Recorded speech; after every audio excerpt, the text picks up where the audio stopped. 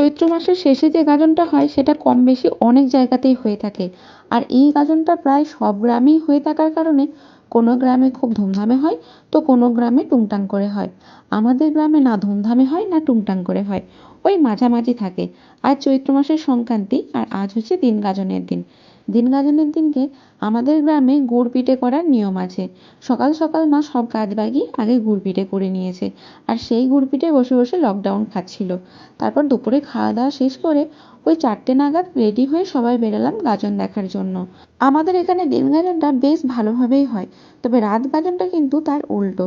দিন গাজন যেখানে হয় সেখানে চলে এসেছি, আর এখানে বেশ কয়েকটা দোকান বসেছে।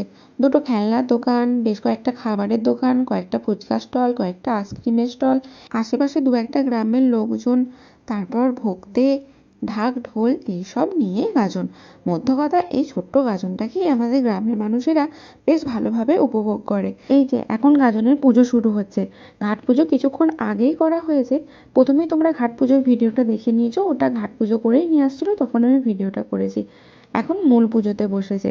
এদিকে যতক্ষণ পুজোটা হচ্ছে ততক্ষণে আমরা মেলাটা একটু ঘুরে আসি।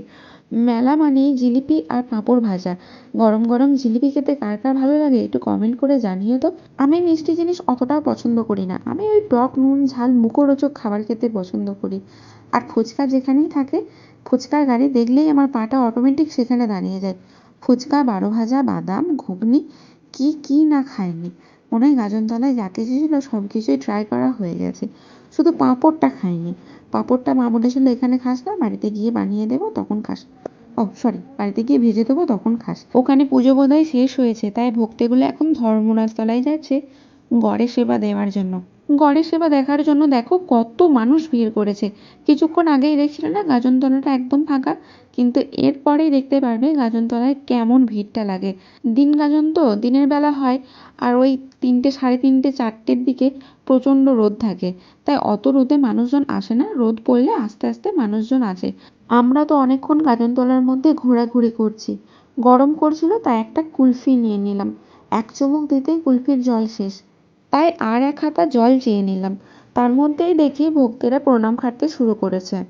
ভক্তদের প্রণাম খাটা হয়ে গেলেই চলে যাব, কারণ বোনের পরীক্ষা আছে, অনলাইন এক্সাম। ও চলে গেলে আমার একা একা থাকতে ভালো লাগবে না, তাই প্রণাম খাটা হয়ে গেলেই এটা দেখে নিয়ে সবাই মিলে বাড়ি চলে যাব। চলো তাহলে ব্লগটা এখানেই শেষ করলাম, দেখা হবে পরবর্তী কোনো মিনি ব্লগে। ততক্ষণ ভালো থেকো, সুস্থ থেকো, টাটা।